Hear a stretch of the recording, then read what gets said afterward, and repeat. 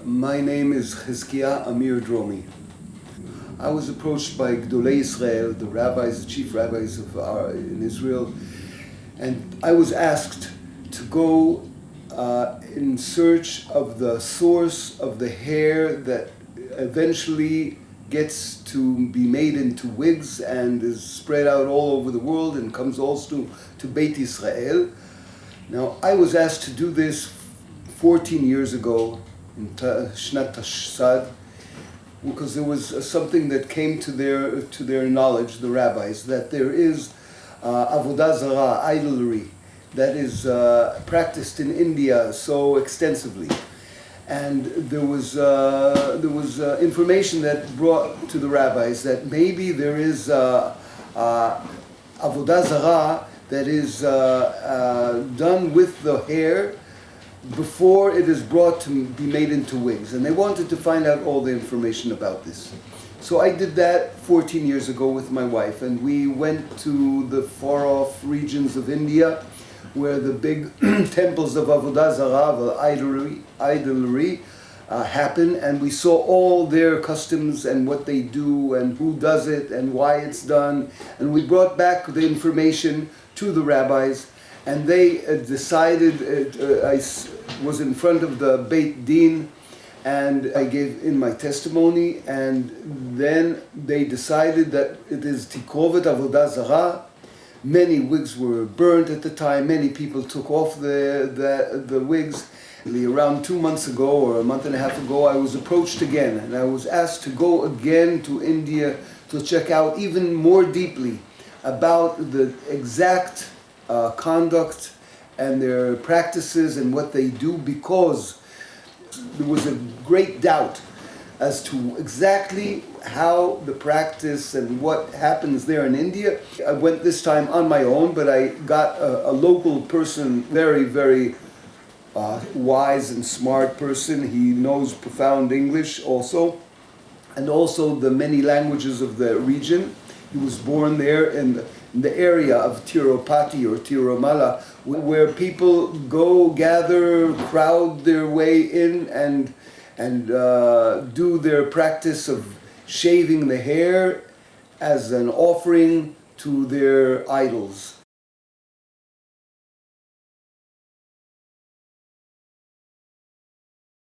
We went there, and we got to this temple is in the high hills of a very jungle. It's surrounded by a jungle full of wild animals, whatever. But all the way up on the road leading and all the paths that lead, they're also walking paths. You see an endless stream of people, Indians, some in cars, some in buses, some on foot, all rushing and on their way to this temple in the high hills of this jungle area.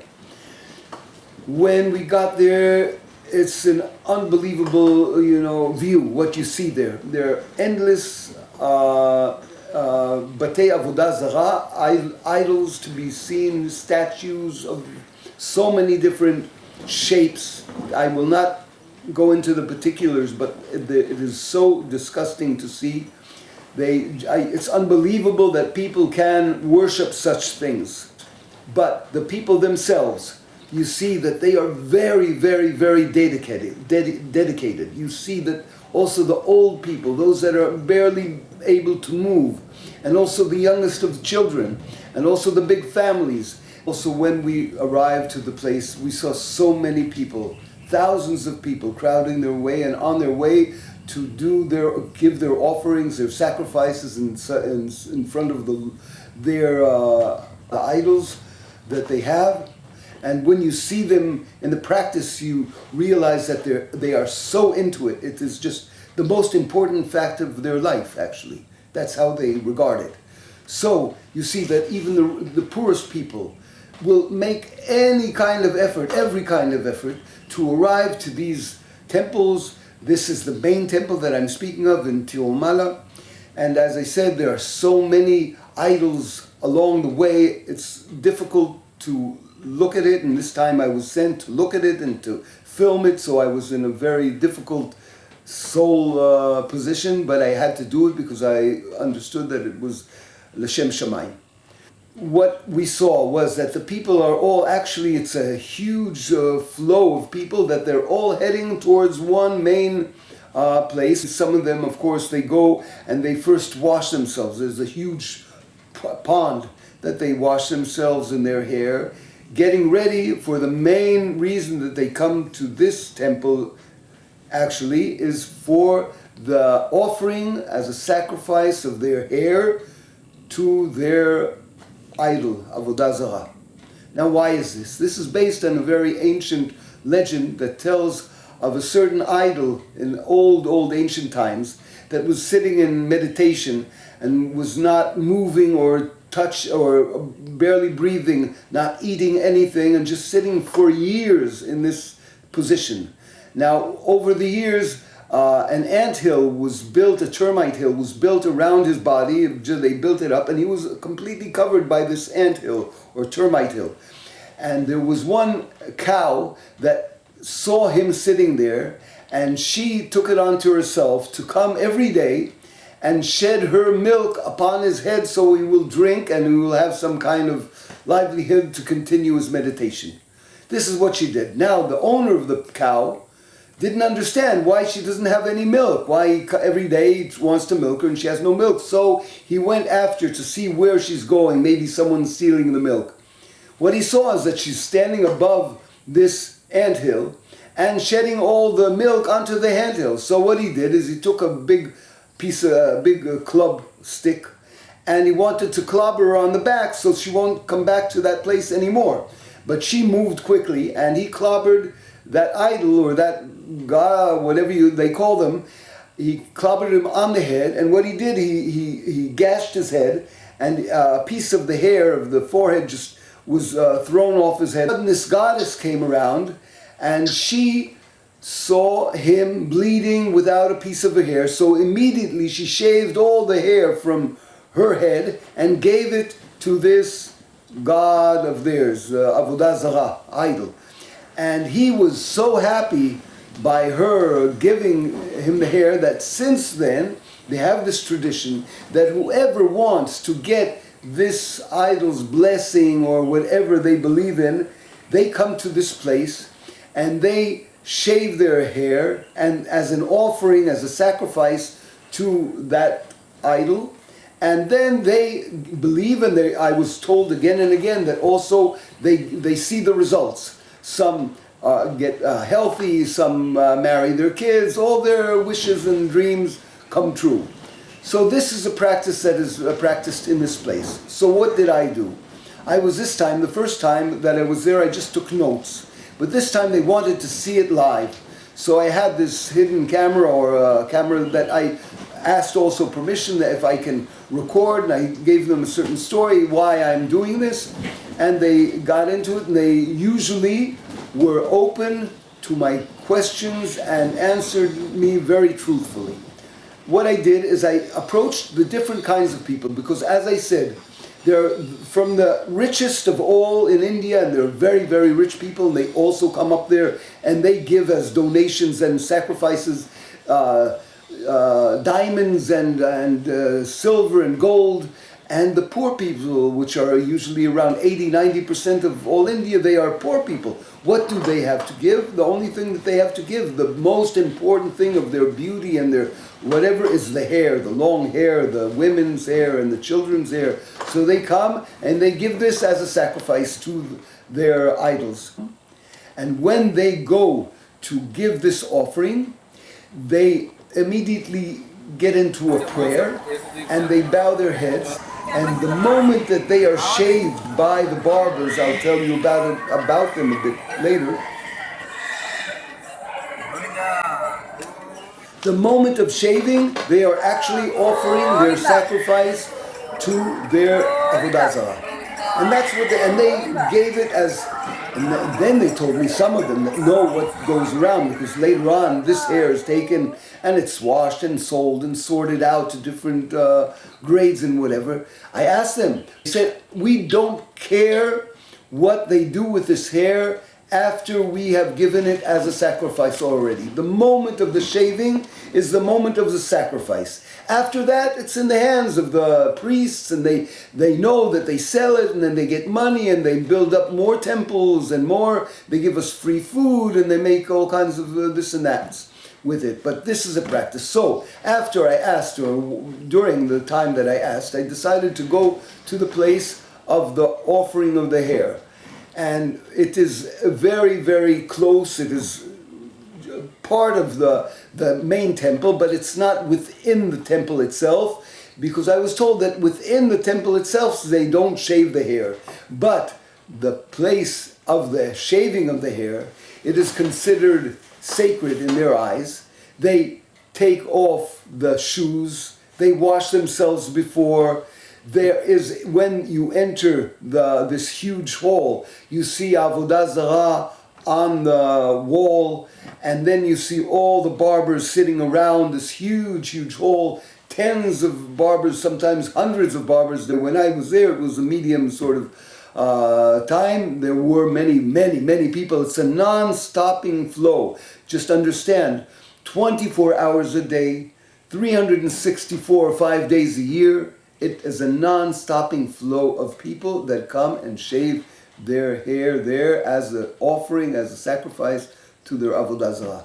So also within this hall, you're not allowed to film, but I managed to somehow bypass that, and we filmed it and we showed the people sitting there, and then we also interviewed some of the people while being shaved, and also some of the barbers. As it turns out, the barbers of a certain caste. In India, there are many, many different castes of different. There's the highest, the Brahmins, they are the high priests, and there are the lowest, the untouchables, which no one would even allow them to look at them. Now it's a bit more modernized, the country, so it's not, but it's still there. But so the barbers are from a certain caste, which is called Nai Brahmins, and they are considered a certain kind of very low, but a priest. So they have a sacred doing. Their work is a sacred work. And this caste, they are the people that are all the barbers. They they marry amongst themselves, and that's how it's conducted there. So when we asked the people, as I said, every single one, and that's a practice. It's like lahavdil, very different, but also, when we pray. So we have a certain way of praying, a certain seder that we do. There, it is completely different, but also they have their way. And so every single person that goes into this situation, and he comes there with all his heart and all his love and all his, wishes, they come and they sacrifice the dearest part of their body, of the beauty of their body, which is the hair. And while they do this, they are chanting the prayer of one of the names of their gods. Also the barbers, they chant this same name, before, not while shaving, but before shaving or at the beginning of each one's work shift. They do this, and this is the process.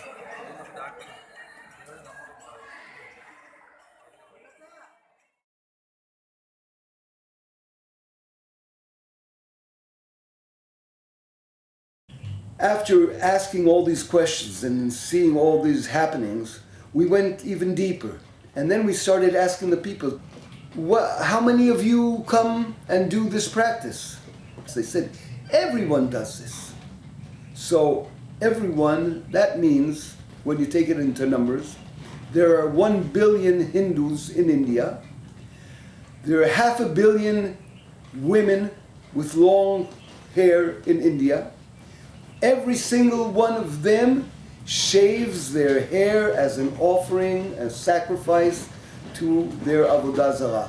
In India, everybody have to sacrifice their hair at least once in their lifetime. Yes, they have to do. Yes, there are so many people who used to give many times because of their desires. Now, I asked even deeper, and I was told that some women don't do it only once in their lifetime. They do it 2, 3, 4 times. Every time the hair grows long and it's beautiful in the idol's eyes, as they believe, they have another request. One wants to kids married, the other wants a bit more riches, whatever it is, they come again and again. So if you add that up and sum it up to how much of the hair that is eventually accumulating in this temple, and that's not where it ended. This is the beginning of my investigation. But this temple sees around 50 million people a year. Half of them are women. All of them shave themselves. That's the hair amount, which comes out eventually to close to 90% of the hair in the world, on the globe. Above, some people say more, some people say less, but that, and also then I found out that the quality of the hair in India is considered the highest quality by all those professionals that know about hair, everything. And that with the modern devices that we have now, the Indian hair can be turned into every single kind of hair on earth.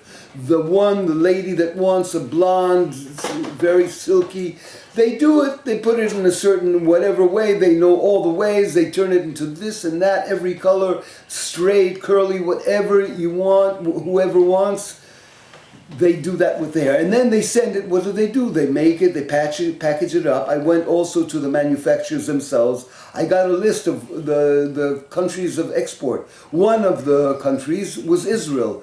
The other was Brazil. The other was Ukraine and the United States and so forth and so forth. All those countries that now certain people say that they export their hair from there actually are importing very high quality, cheap Indian hair to their countries after they are processed.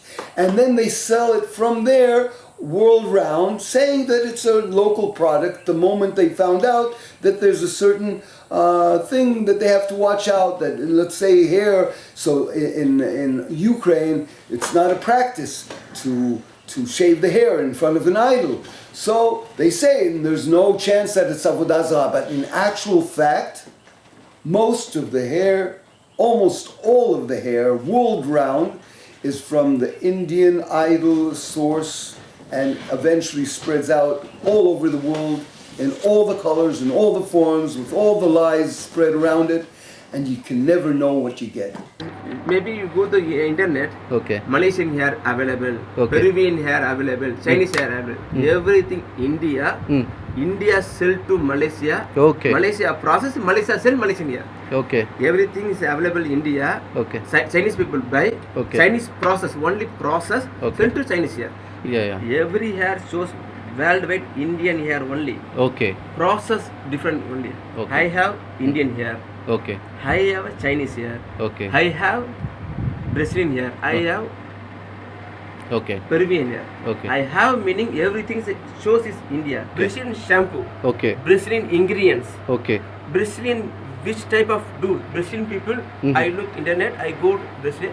Which type of process? Okay. Same process I make. I give to you. Okay. Same hair we are processing with their Hair products. is every India. India. Okay. But Indian hair Peruvian process. Mm. Indian hair Malaysian process. Okay. Indian hair. This is both bleached hair. Both Brazilian hair. Brazilian. You want black? I give you. But right now no stock. Okay. You give me the order. I make. I give you. These are Brazilian different colors Colors. You available. want black? I give you. Which size? Tell me. I give you. Yeah. If we want black also, they can give us. No hair called Brazilian Okay. hair. Mm. Every hair is going from India. Okay. They are making some little process Okay. and they're making some Brazilian waves Okay. through some steam process. Uh-huh. They make some process like this and they're selling as a Brazilian wave. Okay. Now slowly it turns to Brazilian hair. Okay. There is no such hair called Brazilian hair, Malaysian hair, Okay. something. Mhm. Peruvian is original hair, Cambodian is there, Mm-hmm. then Chinese hair is there, Indian hair. Okay. So 4-5 items are there. Okay. So rest everything from India only. Okay. Going to that country and they're making some process and selling as a Brazilian hair. All the in South Indian, all the companies, hair companies, what is the percentage from Tirumala they are getting? More than 70% of the source only from Tirumala. From Tirumala. Apart from this, what is the big source, sir? We have small other temples are there. In South India, many temples are there. Okay. So not like Tirumala. Uh-huh. It's medium sizes. Mostly from South Indian temples. Okay.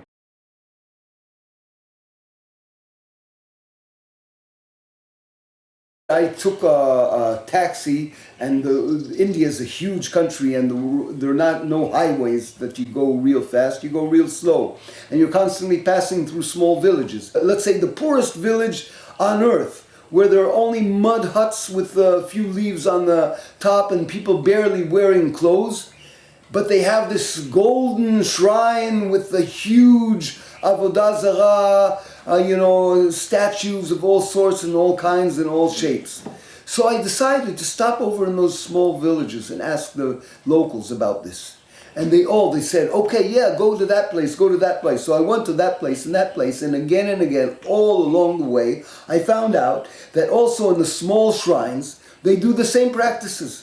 There are some people that even though now it's easier to get around, they can't go to the big temple. So they go to the medium-sized temple. And also there they have a special room. And also there they shave their hair in front of the idol and make their prayers, and they believe that this is the most wanted offering by their idol, and this is what they give, and they're sure that they're going to get all the good things from him back. So I went to the smaller temples, as in the medium size, and then I said, okay, let's look into the small temples. What is that? That means in the tiniest village, even you have to understand that in every household, they have at least a picture, even a photograph of this idol. And it's not one idol. There are around 400 different idols there, depending on which sect you're from and what part of the country you're in, and so forth. But it's the same principle. When I ask the people, I see them praying in front of a photograph and putting flowers and incense and burning and staying and meditating. And so I say, in front of this. So I ask them, what is this to you? And they say, this is part of our Lord. This is part of our God.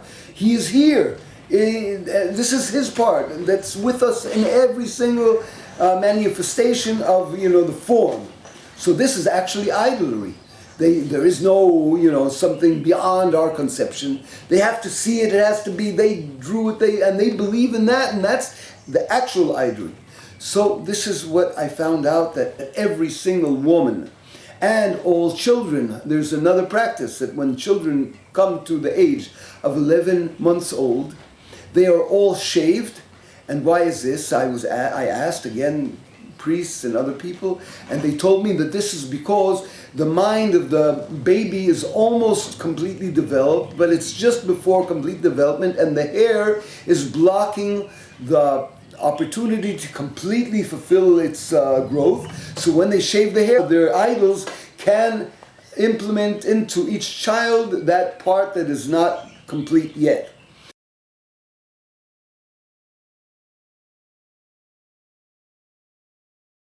When I got to Tirupati this time, and Tirumala, where is the big temple, that I met all the people that come to give their offerings there. I asked them what is the purpose of their coming, what is the meaning of what they do, and where is the origin of this tradition. The reason that they come to offer their hair is because their God wants this hair. It delighted him when he received the hair when he was hurt and wounded. And since then it is considered his greatest desire that someone will come and give as an offering his hair. So all the people state this in their different words.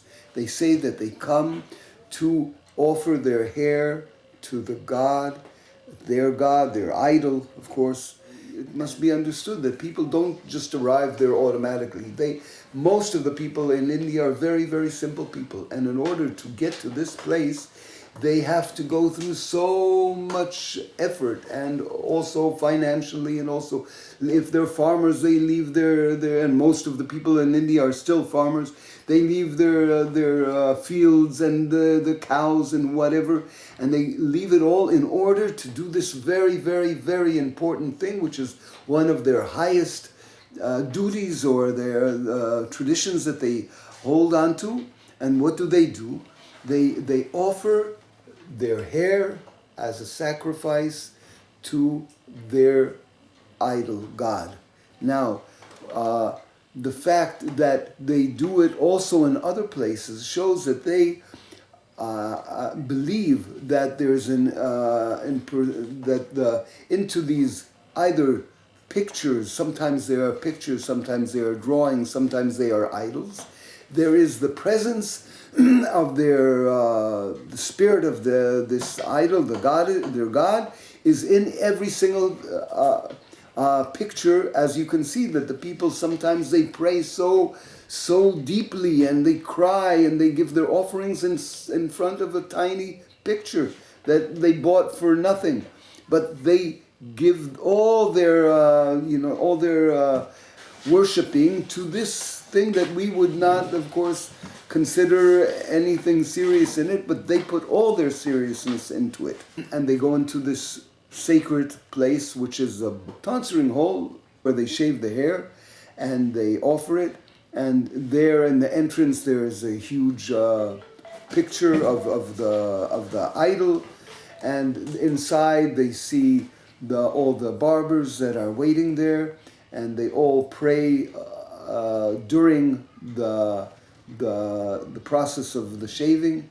And what they are giving, their most precious offering or sacrifice or holy sacrifice, each one presented it in different words, but the meaning was the same.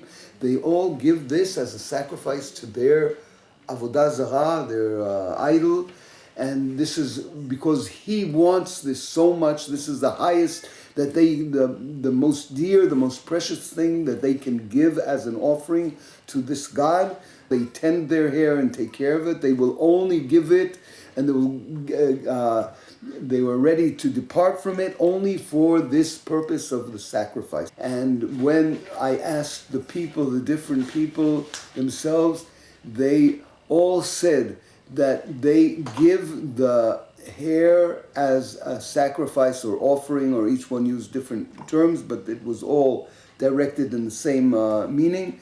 The moment that it is shaved from parting from their head, the moment that the razor shaves the hair, this is the moment of the offering to their deity, their god or whatever.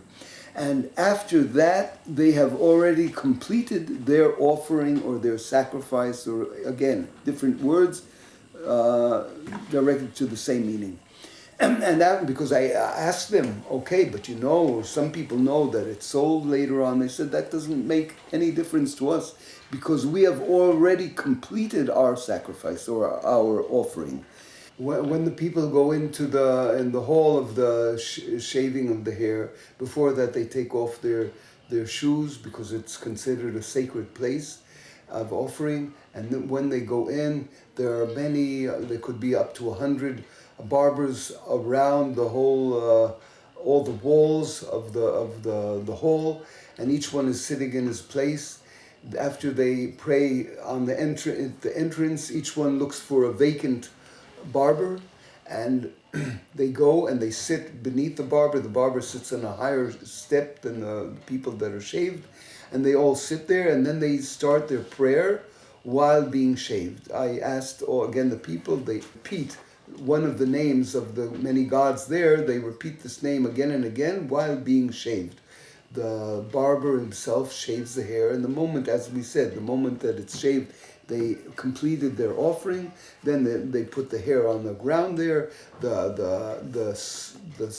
better hair is they put it down very neatly, so it is all in one piece and in the same direction, and so forth, and so on and so on. And then the next person comes in, and then they put the hair from there into the hundi that is there, and from there it goes apparently to the merchants and to the different processes that it has to go through before it's sold. When you shave your hair, why do you shave your hair?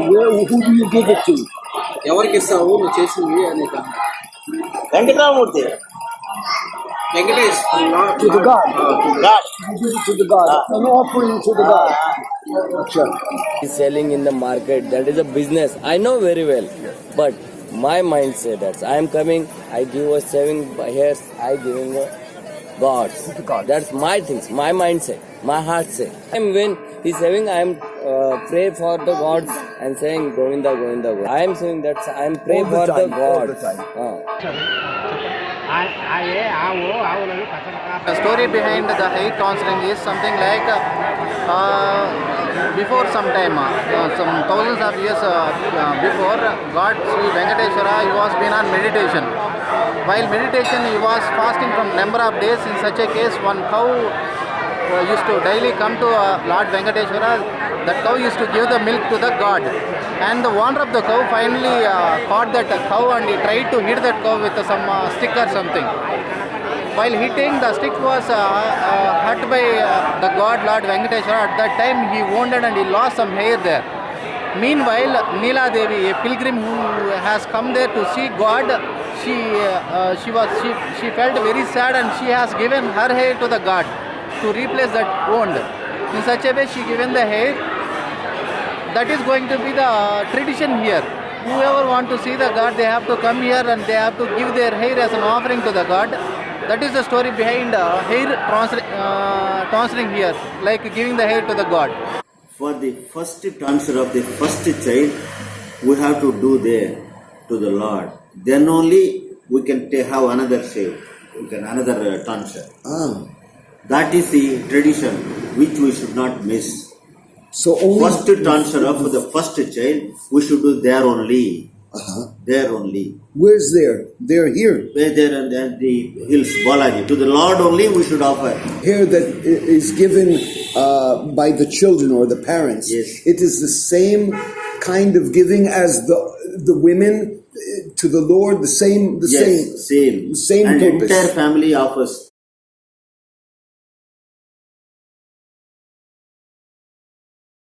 When I went into this hall of where they offered the hair, I asked some of the barbers.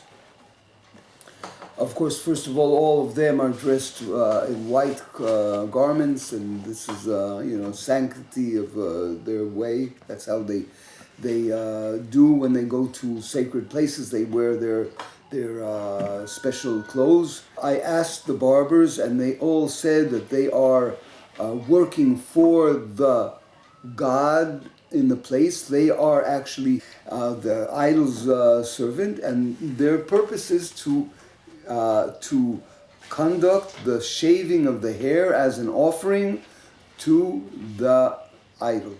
The people who are doing the head shave or beard shave, is there any sect or caste for them? Nayi Brahmins అని అంటారు కదా, నాయి Brahmins.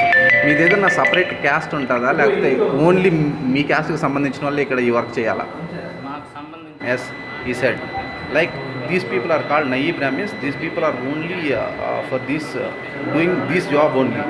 There's number of people who are working here, and these people are belongs to a particular caste. That caste is called Nayi Brahmins, otherwise barbers. The people who are giving their head shave, is it a holy sacrifice? భావిస్తారో మీరు గుండు కొట్టే దాన్ని వీళ్ళని? Yes, he is saying that it is a kind of holy sacrifice to the god they are giving.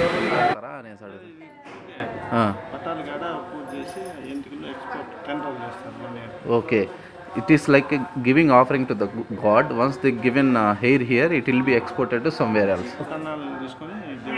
It is a kind of sacrifice, he is saying. Sacrifice to Once they fulfill their desires, they will give as a sacrifice this hair.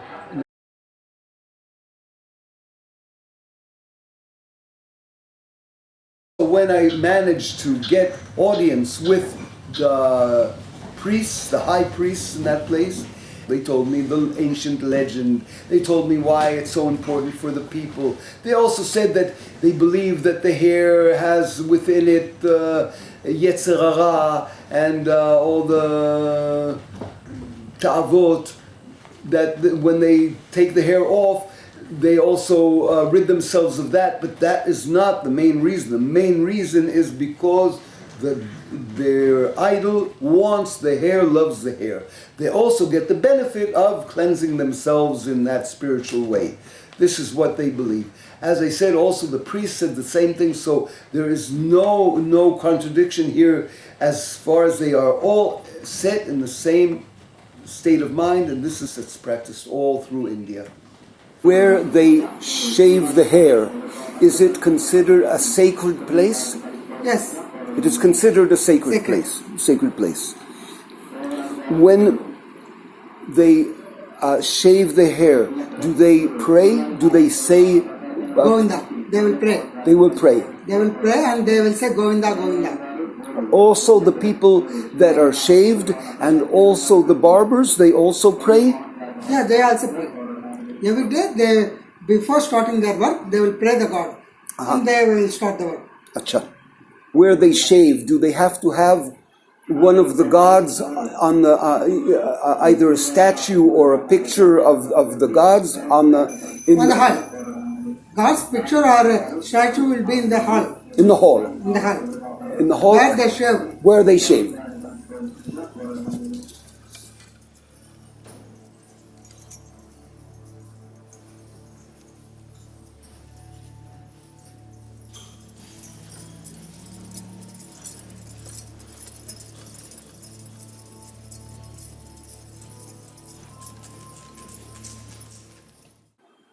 Before the God only they shave.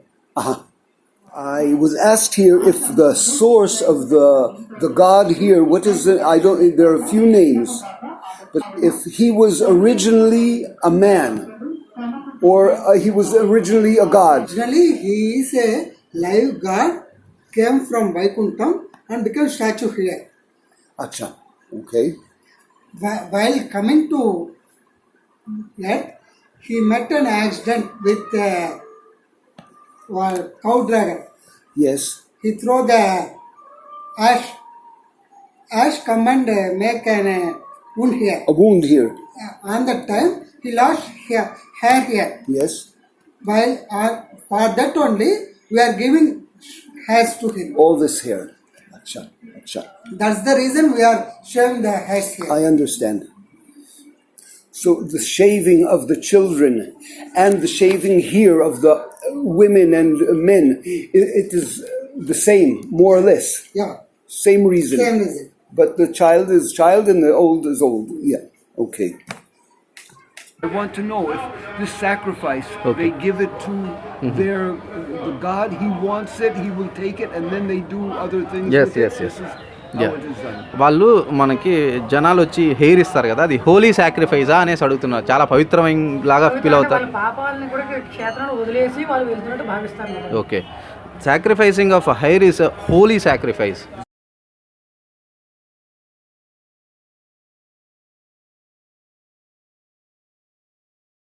మామూలుగా ఇంకో కొంతమందికి సందేహాలు ఏంటంటే, మనం ఒక మొక్కుంటాం, స్వామి నీ సన్నిధికి వచ్చి నాకు ఫలానా పని జరిగితే నేను తలనీలా సమర్పణ చేస్తాననేసి మనం ఆ సమయానికి వెళ్ళలేనటువంటిది ఏదో ఒక అవాంతరం ఏర్పడుతుంది. అప్పుడు కొంతమంది ఏం చేస్తారంటే ఆ తలనీలాలు సమర్పణ చేసి తీసి వాటిని ఒక గుడ్డలో కడతారు.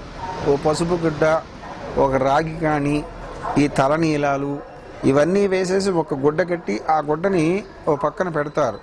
దాన్ని ముడుపులు అంటారు మామూలుగా. వీడేం చేస్తా అంటే ఎప్పుడైతే వీడికి కుదురుతుందో అప్పుడు ఈ యొక్క తలనీలాలతో పాటు అంటే ఈ ముడుపులతో సహా వచ్చి తీసుకొచ్చి హుండీలో వేస్తారు. హుండీలో వేసిన తర్వాత దాన్ని పరిశుభ్రం చేసిన తర్వాత భగవంతుడికి అది ఏ రకంగా అంటే బార్బర్ వాళ్ళకి విక్రయించటానికా లేకపోతే ఇంకో రకంగానా, దానిలో ఉన్నటువంటి డబ్బులు ఏవైతే పైసలు ఉంటాయో మొత్తం ఇంకో రకంగా దాన్ని డివైడ్ చేసేసి వేరువేరుగా ఏ యొక్క దీనికి సంబంధం ఏంటంటే ఆ సంబంధానికి పంపించేస్తుంటారు. కాబట్టి పల్లెటూరుల్లో కానీ పట్టణాలలో కానీ ఎక్కడైనా సరే గుండు కొట్టించుకున్న తర్వాత తలనీలాలను ముడిపి కట్టడం, అవి తీసుకురావటం, హుండీలో సమర్పణ చేయటం, వాళ్ళ శక్తి అనుసారం ఏదో ఉన్నటువంటిది సమర్పణ చేయటం, అప్పుడు కూడా ఇంకోసారి తలనీలాలు సమర్పించడం అనేటువంటిది ఇదంతా అనాదిగా జరుగుతూనే ఉంది. ఏది చెందినా ఆయనకే చెందుతుంది, దానిలో ఎటువంటి సమస్య లేదు.